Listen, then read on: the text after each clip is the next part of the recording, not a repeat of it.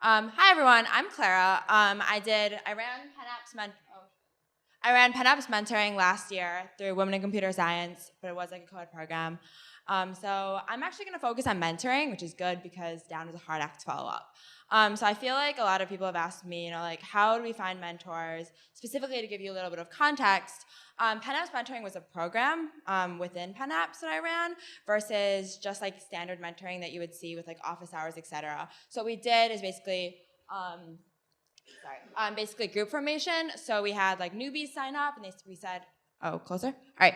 And we said, come sign up, we'll sign you with a team, etc. And then we'll match you with a mentor who will lead you through the hackathon. And we also did like half tech, the beginning part with like tech talks.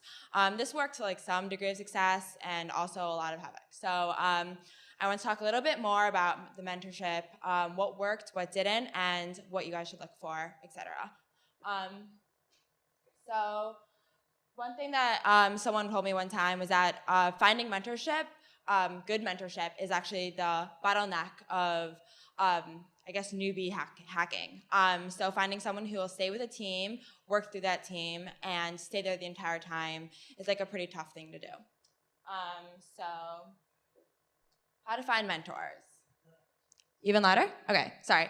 Okay, so number one source for me was kind of senior hackathon people.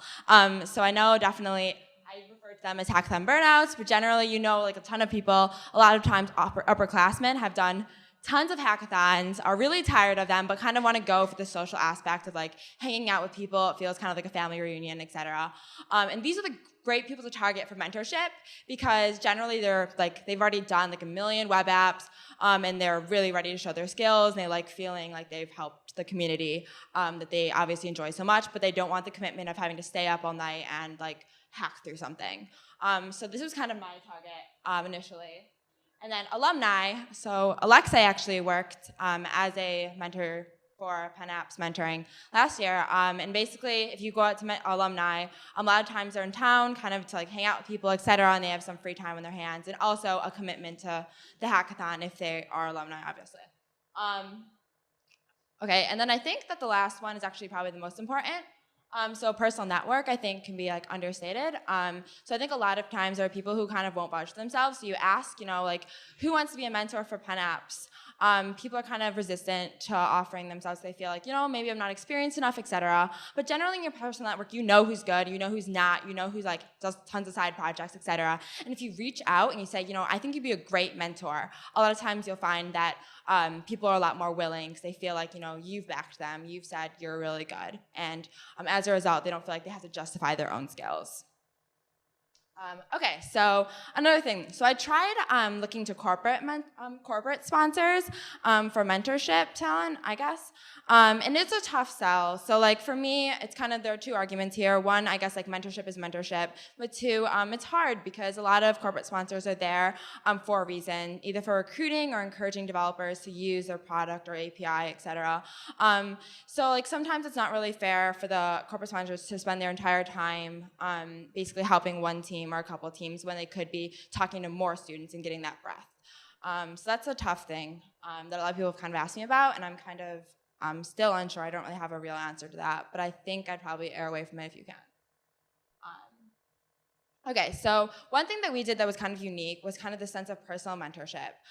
So instead of, I guess, traditionally, you hold office hours, people kind of come to your office hours and get help on what they need. What we did instead is kind of do team formation, and then a team would get a mentor, and the mentor would kind of follow them throughout the hackathon. I think this is actually a pretty important aspect of this for a couple of reasons.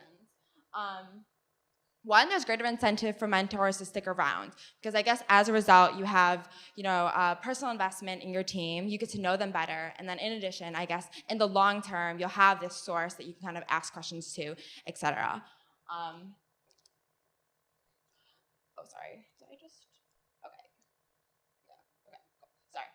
Okay, the second thing is kind of, sorry about that. The second thing is kind of, I think that the hardest part about newbie hacking is kind of seeing lots of dots, but not really knowing how to connect them. Ideally, what you want is one person who kind of leads you to the entire hackathon and kind of teach you every single step. That's tough. Obviously, for mentors, they want to like go see other friends, they want to sleep, etc. But I think having a personal mentor gives you kind of a contact place, kind of be like, oh, I need help on this, can you help me? And help you like kind of connect those dots. And I think this is hard to do with like something like office hours, for example.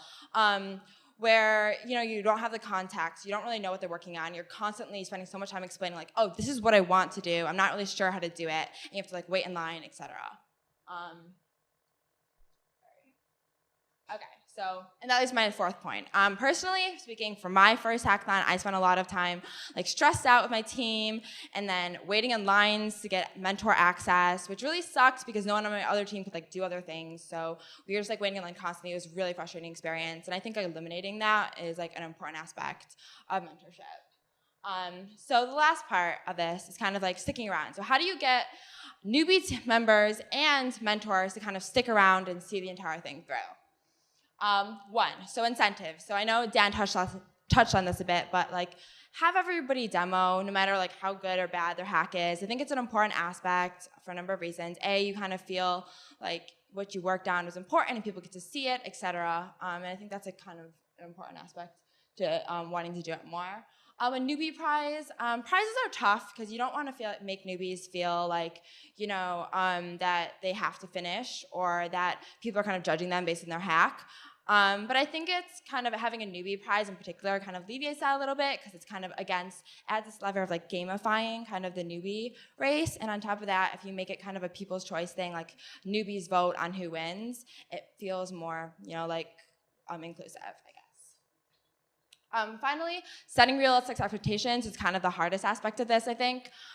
So I remember last time at PennApps, we let everybody who was taking our intro-level class, maybe for like a week or two, sign up for the mentoring program. And that was really tough because these people like didn't even know how to do for loops. They didn't know what an if statement was, etc. There was a humongous level, and they were like looking to, code like something like Red Cup, right? And that's like a really frustrating experience for them, and it's not good for anybody, and it's frustrating because no mentor really wants to teach someone like if statements, etc., and see their team fail. So I guess like setting realistic expectations, kind of looking for a certain tier of people, who have taken a computer science class at least, and say, this is what you can do in this amount of time, and I guess the role of the mentor should be very much, telling them, this is what you should do, this is what you can't do, you won't have time for this, etc. So I think that's also an important aspect. And then finally, listening to the mentors, kind of getting feedback, etc., constantly, and seeing, what the mentors feel like, and doing, and also like, if the mentors want to give a tech talk, encourage them to, etc. It'll increase engagement, it'll make mentors feel important, obviously important also, and give them a sense of like purpose, I guess. And my last point, I guess, is scalability is really tough. So what we found is at the PennApps mentoring, it was about like 150-ish people signed up, and it became like a huge mess. Like for a lot of people, we'd form teams, and then certain members of that team were more dedicated than others, and then one member dropped out, and that encouraged the other members to be like, oh, should I even finish this, etc.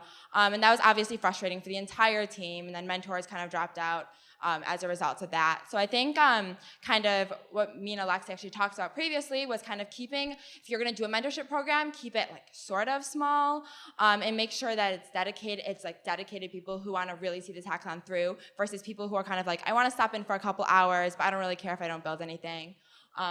That's always really tough. And then finally, finding enough dedicated mentors, obviously what this talks about, is also a really, really hard thing. And I honestly think that having like a bad mentor is in some ways worse than like kind of going it on your own. So that's the last aspect. All right, cool. Thank you so much for listening to this. Hope this kind of gave you some insight. And feel free to email me with questions.